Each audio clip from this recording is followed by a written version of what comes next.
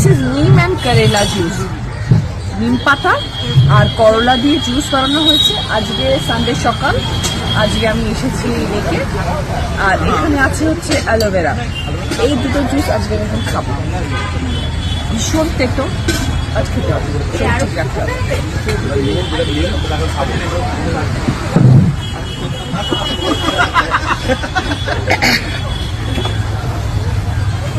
আমি খাচ্ছি হচ্ছে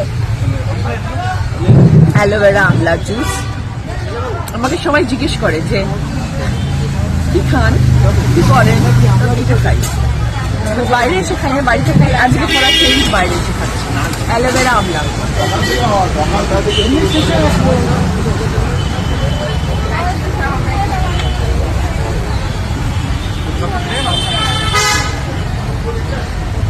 So, happy Sunday.